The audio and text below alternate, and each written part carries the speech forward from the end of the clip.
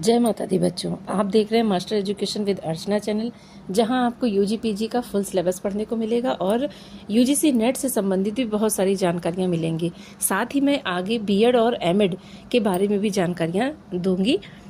आज इस वीडियो में हम बीए थर्ड सेमेस्टर की थर्ड यूनिट पढ़ेंगे। थर्ड यूनिट में जैसा कि मैंने पहले भी बताया है, 3 टॉपिक थे: आदर्शवाद, प्रकृतिवाद और प्रयोजनवाद। तो आदर्शवाद और प्रकृतिवाद मैं आपको पहले भी बता चुकी हूँ और आज हम इस वीडियो में प्रयोजनवाद के बारे में जानेंगे और समझेंगे। प्रयोजनवाद क्या है? प्रयोजनवाद का जो अर्थ है वो प्रैग्मा यानी ग्रीक शब्द से बना है। प्रैग्मा यानी इसका पूरा नाम तो इंग्लिश में प्रैग्मेटिज्म होता है। तो प्रैग्मा जो शब्द है वो ग्रीक शब्द से बना है, ग्रीक भाषा का शब्द है, जिसका अर्थ है कार्य, क्रिया या अनुभव। प्रयोजनवाद मानता है कि सत्य वही है जो व्यवहार में उपयोगी हो और परिणाम दे सके। यह एक व्यवहारिक दर्शन है जो जीवन की वास्तविक समस्याओं को हल करने की क्षमता पर बल देता है। तो आपको पहले मैं आदर्शवाद में बता चुकी हूँ कि आदर्शवाद में क्या है, आदर्श को प्रधानता दी गई है, प्रकृतिवाद में प्रकृति को प्रधानता दी गई है और प्रयोजनवाद में किसे प्रधानता दी गई है? उपयोगिता को प्रधानता दी गई। यानी कोई चीज हमारे लिए कितनी उपयोगी है वही सत्य है। प्रयोजनवाद ये मानता है। प्रयोजन मीन्स उद्देश्य क्या है, हमारा उद्देश्य, जो किसी भी चीज का उद्देश्य क्या होना चाहिए वो हमारे लिए उपयोगी हो। तो ये व्यवहार में उपयोगी हो, ये शब्द आपको याद रखना है कि प्रयोजनवाद में उपयोगिता को प्रधानता दी गई है और यह एक व्यवहारिक दर्शन है। यानी जो चीज़ें, जैसे हमने कोई चीज़ पढ़ी, लेकिन उसको जब हमने कोई चीज़ सीखी या पढ़ी, उसको हम अपने व्यवहार में कैसे लाते हैं, तो वो हमारे लिए अगर व्यवहारिक है, उपयोगी है, तो ही वो सही है, सत्य है। अन्यथा वो हमारे लिए कोई उपयोगी नहीं है और हम उसे धीरे धीरे छोड़ देते हैं, तो वो वास्तविक सत्य नहीं है। जीवन की जो वास्तविक समस्याओं को हल करने की क्षमता पर बल देता है वही प्रयोजनवाद है। और प्रयोजनवाद प्रयोजनवाद है शिक्षा और दर्शन का एक महत्वपूर्ण सिद्धांत भी है। तो प्रयोजनवाद ये क्या है? आप दर्शन के विषय में इसे पढ़ रही हैं, तो ये क्या है? शिक्षा और दर्शन का एक महत्वपूर्ण सिद्धांत, यानी दर्शन और शिक्षा को मिलाकर सिद्धांत बनाया गया है। इसे अंग्रेजी में प्रैग्मेटिज्म कहा जाता है। यह विचारधारा मुख्य रूप से Charles Peirce, William James, John Dewey द्वारा विकसित की गई थी। ये क्वेश्चन आपका ऑब्जेक्टिव में बहुत ज़्यादा पूछा जाता है, इसे आप बहुत अच्छे से नोट कर सकते हैं कि इसके जो मुख्य विचारक थे या प्रयोजनवादी जो थे मुख्य, या प्रयोजनवाद को किसने जन्म दिया, तो एक थे चार्ल्स पियर्स, दूसरे थे जॉन डीवी और तीसरे थे विलियम जेम्स। ये आपके ऑब्जेक्टिव क्वेश्चन में बहुत ज़्यादा पूछा जाता है कि जॉन डीवी किस तरह के विचारक थे, वो प्रयोजनवादी थे। और प्रयोजनवाद जो विचार था इसको किसने स्टार्ट किया या इसके प्रतिपादक कौन थे, तो वो थे चार्ल्स पियर्स और विलियम जेम्स थे। अच्छा, उसके बाद क्या है? प्रयोजनवाद का मानना है कि सत्य और ज्ञान का मूल्य उनके व्यवहारिक उपयोग में है। किसी विचार या सिद्धांत को तभी सत्य माना जाएगा जब वह जीवन की समस्याओं को हल करने में सहायक हो। यानी कि हमने जैसे बाकी चीज़ों में है कि हमने उसको प्रधानता दी, लेकिन जैसे आदर्शवाद में आदर्श को, प्रकृतिवाद में प्रकृति को प्रधानता दी, लेकिन इसमें क्या है, हमारे लिए कोई भी चीज़, अगर हमने कुछ भी सिद्धांत अपनाया, कोई भी चीज़ अगर सीखी है, कोई भी चीज़ अगर हम अपना रहे हैं, तो वो हमारे व्यवहारिक जीवन में कितनी उपयोगी है। अगर वो वास्तव में कोई चीज़ हमने सीखी और वो हमारी जीवन की समस्याओं को हल करने में सहायक है, तभी वो सत्य है, अन्यथा वो सब झूठ है। और हमें ऐसी चीज़ों का हमारे जीवन में कोई मतलब भी नहीं है। इसकी परिभाषाएं अलग अलग इन्होंने दी हैं। जैसे विलियम जेम्स थे, इन्होंने कहा है सत्य वही है जो व्यवहार में सफल हो, यानी कि इसमें भी व्यवहारिकता की बात की गई है। सत्य वही है जो व्यवहार में सफल हो। जॉन डीवी ने कहा है शिक्षा जीवन की तैयारी नहीं बल्कि स्वयं जीवन है। शिलर ने कहा है सत्य वही है जो मनुष्य के जीवन में उपयोगी सिद्ध हो। यानी देखिए, तीनों बातों में एक ही चीज कही गई है कि जो व्यवहार में सफल हो, ये इन्होंने कहा है विलियम जेम्स ने। और शिक्षा क्या है? जीवन की तैयारी नहीं बल्कि स्वयं जीवन। जो हम सीखते हैं वो स्वयं जीवन है, जीवन की कोई तैयारी नहीं है। क्योंकि हम जब शिक्षा ग्रहण करते हैं तो हम अपने जीवन में, अगर कोई शिक्षित है तो वो उसके जीवन में भी आपको वो चीज़ें देखने को मिलेंगी, वो कैसे किस तरह से अपने जीवन में संतुलन बैठा के चलता है, समाज में, मानसिक विकास में, हर एक तरह से वो कैसे अपना विकास करता चलता है। फिर है शिलर का सत्य वही है जो मनुष्य के जीवन में उपयोगी हो। यही यहाँ भी उपयोगिता की बात की गई है कि जो हमारे लिए उपयोगी है वही सत्य है। प्रयोजनवाद के अनुसार शिक्षा के उद्देश्य क्या है? इसमें पहला उद्देश्य है जीवनोपयोगिता। जैसे कि आपको ये चीज़ें बिल्कुल रट जानी चाहिए कि मेन तीनों वादों का, जो भी आपके सिलेबस में इन तीनों वादों का मेन मोटिव क्या है, मेन जो कॉन्सेप्ट है वो क्या है कि आदर्शवाद को आपको इस बात को बहुत अच्छे से पढ़ लेना है। और अगर आपको ये कॉन्सेप्ट समझ में आ जाएगा तो आप जो पेपर में अगर कुछ भी क्वेश्चन आता है तो बहुत अच्छे से लिख सकते हैं। आपको इसको कुछ भी रटने की जरूरत नहीं पड़ेगी। और दूसरी बात ये भी कि कोई भी चीज़ रट कर ही हमें याद नहीं होती, हमें उसको अगर हम एक बार समझ लेते तो वो आजीवन हमें वो चीज़ें याद रहती हैं। तो इसमें जैसे व्यवहारिकता की बात की गई है, जीवन के लिए उपयोगिता की बात की गई है, तो इसमें पहला उद्देश्य क्या है? उपयोगिता, यानी कि जीवन के लिए वो उपयोगी हो। शिक्षा का मुख्य उद्देश्य ऐसा ज्ञान और कौशल देना जो जीवन की समस्याओं को हल करने में मदद करे। यानी कि व्यक्ति जो भी शिक्षा ग्रहण करता है उसका उद्देश्य यह हो कि वो अपने ज्ञान और कौशल का जीवन में अपनी समस्याओं को हल करने के लिए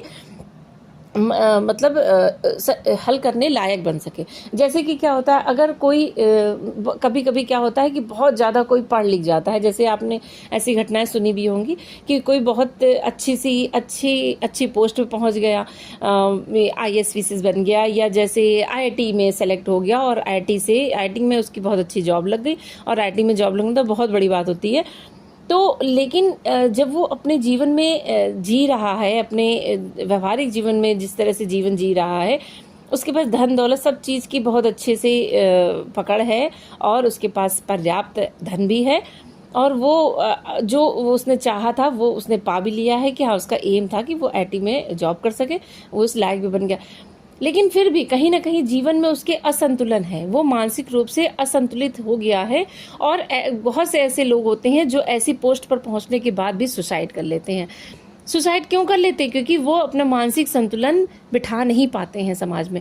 कहीं ना कहीं वो डिप्रेस्ड होते हैं, कहीं ना कहीं किसी चीज़ को लेकर बहुत ज़्यादा डिस्टर्ब हो जाते हैं, तो वो सुसाइड कर लेते हैं। ऐसे लोग मानसिक रूप से संतुलित नहीं कहे जाएंगे।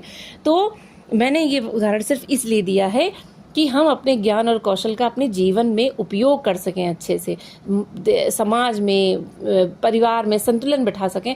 ऐसी ही शिक्षा हमारे लिए उपयोगी है। फिर क्या है? अनुभव और प्रयोगशीलता, यानी विद्यार्थियों को क्या है? अपने अनुभवों और प्रयोगों से सीखने का अवसर देना चाहिए। पूर्ण व्यक्तित्व विकास का जो उद्देश्य है, ये तो हर एक वाद में कहा गया है कि शिक्षा का क्या उद्देश्य होना चाहिए? व्यक्तित्व का पूर्ण विकास होना चाहिए, यानी बच्चे का मानसिक, शारीरिक, नैतिक, बौद्धिक और सामाजिक सभी पक्षों का विकास हो। अनुकूलन करना, यानी हर एक तरह से अनुकूलन करना, एडजस्टमेंट करना। शिक्षा से व्यक्ति अपने वातावरण के साथ तालमेल बिठाना सीखता है। जैसा कि मैंने भी बताया आपको कि अगर एजुकेशन आपकी अच्छी है, अगर आपने अच्छे से शिक्षा ग्रहण की है, तो आप हर एक चीज़ को हैंडल करना बहुत अच्छे से सीख जाते हैं। इसी को एडजस्टमेंट बोलते हैं। फिर है लोकतांत्रिक गुणों का विकास। अब लोकतांत्रिक क्या होता है? यानी कि अपनी बात कहने का, हर एक किसी के साथ सहयोग करने का, परोपकार करने का, ये सारे गुण लोकतांत्रिक होते हैं। तो क्या है? सहयोग, सहिष्णुता, समानता, स्वतंत्रता जैसे गुणों का विकास करना, ये होते हैं लोकतांत्रिक गुण। और जैसे लोकतांत्रिक मतलब क्या? समाज में हम अपनी बात कैसे कहते हैं, कैसे एक दूसरे का सहयोग करते हैं, कैसे हम समाज में एक दूसरे का सहयोग करके और सहभागिता से, स्वतंत्रता से, समानता से हम अपना भी विकास करते हैं और समाज का भी विकास करते हैं। फिर है प्रयोजनवाद के अनुसार शिक्षण विधियां क्या होनी चाहिए। प्रयोजनवाद में मुख्य रूप से करके सीखना। पहला है करके सीखना, यानी कि लर्निंग बाय डूइंग। विद्यार्थी को कार्य करने का अवसर दिया जाता है। केवल पुस्तक आधारित ज्ञान पर नहीं, बल्कि अनुभव और क्रियात्मक कार्य से शिक्षा दी जाती है। यानी कि बच्चा खुद से करे। और ये भी बहुत इम्पॉर्टेंट चीज़ है कि आपको करके सीखना, या प्रोजेक्ट मेथड किस वाद के अंतर्गत आया या किसने बताया, तो ये आप अच्छे से नोट कर लीजिए कि करके सीखना प्रयोजनवाद की मुख्य शिक्षण विधि है। और दूसरी है प्रोजेक्ट विधि, प्रोजेक्ट मेथड, ये प्रोजेक्ट मेथड आपको किलपैट्रिक ने दिया था। किसने दिया था? किलपैट्रिक ने। ये आप नोट कर लीजिए, प्रयोजनवाद को किलपैट्रिक ने दिया था। और ये प्रयोजनवाद की जो विधि है, प्रोजेक्ट विधि, वो किलपैट्रिक ने दी थी। प्रोजेक्ट विधि में क्या होता है कि इसमें कोई कार्य, कोई समस्या या परियोजना को दे दिया जाता है और बच्चे उसको पूरा करते हैं मिलके। जैसे कि टास्क बनाना, जैसे क्या होता है, कोई मॉडल बनाना होता है। आपने देखा होगा साइंस के प्रोजेक्ट दे दिए जाते हैं, उसमें बच्चे बहुत सारे ऐसे ऐसे साइंस के जो मॉडल तैयार करते हैं, जैसे कि ज्वालामुखी का मॉडल तैयार कर दिया, या जैसे सूर्य ग्रहण का, चंद्र ग्रहण का, इनका मॉडल तैयार करते हैं। तो प्रोजेक्ट मेथड, एक प्रोजेक्ट दे दिया और मिलके बच्चे करते हैं। तो ये इस विधि का जन्म जो है, इस विधि का जन्म प्रयोजनवाद के अंतर्गत हुआ और किलपैट्रिक ने दिया था। उदाहरण है बगीचा लगाना, विज्ञान प्रयोग करना, सामाजिक सर्वेक्षण करना। जैसे विज्ञान प्रयोग मैंने अभी आपको बताया कि सूर्य ग्रहण या ज्वालामुखी, इन सब का मॉडल तैयार करना। फिर है बगीचा लगाना और सामाजिक सर्वेक्षण भी करना। तीसरी विधि है समूह कार्य पद्धति, यानी ग्रुप वर्क करना। जैसे कि प्रोजेक्ट मेथड में भी बच्चों को दे दिया जाता है, ग्रुप में भी बच्चे करते हैं और इंडिविजुअल या व्यक्तिगत तौर पे भी प्रोजेक्ट तैयार करते हैं।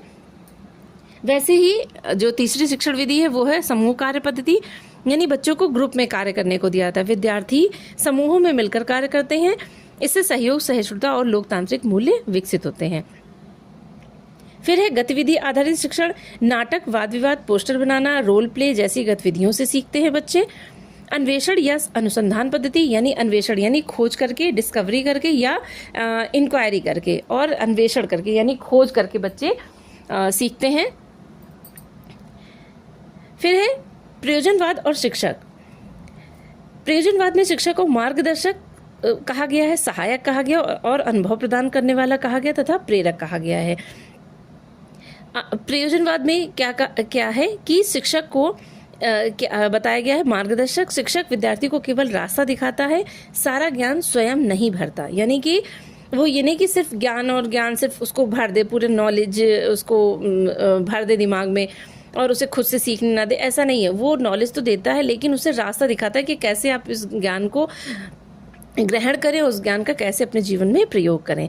सहायक की भूमिका निभाता है। शिक्षक बच्चों की रुचि और आवश्यकता अनुसार सीखने में मदद करता है। अनुभव प्रदान करने वाला होता है। शिक्षक विद्यार्थियों को कार्य, प्रयोग और परियोजनाओं में लगाकर अनुभव कराता है। फिर है प्रेरक की भूमिका निभाता है। विद्यार्थियों को सक्रिय और जिज्ञासु बनाता है। इसके बाद है प्रयोजनवाद और अनुशासन। स्वानुशासन यानी कि खुद से बच्चे सेल्फ डिसिप्लिन में रहे। विद्यार्थी अपने अनुभव से अनुशासित बनते हैं। परिस्थिति आधारित अनुशासन यानी नियम परिस्थितियों और कार्य की आवश्यकताओं से बनते हैं। जो नियम होते हैं वो परिस्थितियों और कार्य की आवश्यकताओं से बनते हैं, यानी कि जैसी जो परिस्थिति बनती है उस हिसाब से बच्चे खुद में अनुशासित रहते हैं। फिर है लोकतांत्रिक अनुशासन। दंड और भय की जगह सहयोग, समझ और भागीदारी से अनुशासन विकसित किया जाता है। यानी प्रयोजनवाद में क्या कहा गया है कि भय और दंड नहीं देना है, उन्हें खुद से सीखने देना है और सहयोग, समझ और भागीदारी से अनुशासित करना है। तो ये रहा प्रयोजनवाद। आशा करती हूँ ये वीडियो आपको पसंद आया होगा। अगर ये वीडियो आपको पसंद आए तो please like, share and subscribe जरूर करें। मिलते हैं अगले वीडियो में 4th यूनिट के साथ। जय माता दी।